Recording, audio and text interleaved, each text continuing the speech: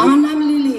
আচ্ছা, উনি 95 নম্বর ওয়ার্ডের 95 নম্বর ওয়ার্ড তো ভাষান থেকে মধ্যে পড়লেন না? আচ্ছা, এখন বোন আমাকে একটু আপনি বলেন, আমরা জুয়েলের কথা শুনেছি একটু আগে, জুয়েল যে বলে গেল ওইখানে থাকে, কিন্তু এই এলাকার মূল সমস্যাটা কি? জি, এখানে স্যার কি আমরা করতে হবে? বিএনপি ইনশাল্লাহ সরকার গঠন করলে, আমি ইনশাল্লাহ আপনাদের ভোটে জিতলে কি করতে হবে, মূল কাজটা কি করতে হবে? আসসালামু আলাইকুম। আমরা বস্তিবাসী, আমাদের মানে আমাদের কিছুই নেই। আমরা চাই যে আমাদের একটা পুনর্বাসন হোক। আর আমরা বলছিলেন যে আমাদের ফ্যামিলি কার্ড দিবেন, তাই আমরা এই জন্য আপনার কাছে আসি।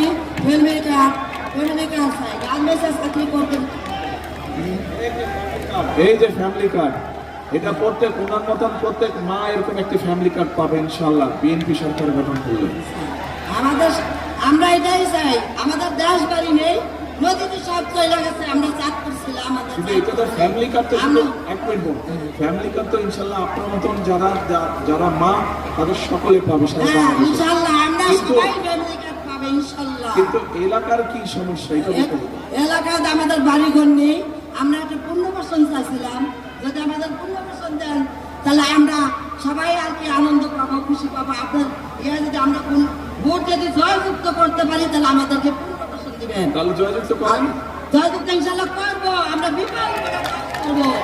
আমরা দানের শেষে পাস করবো। আল্লাহর রহমতে দান আমরা জীবন দিয়ে আল্লাহর রহমতে আমরা দানের শেষে পাস করবো ইনশাআল্লাহ। তাহলে আপনার এলাকার মূল সমস্যাটা কি? তাহলে পুনর্বাসন।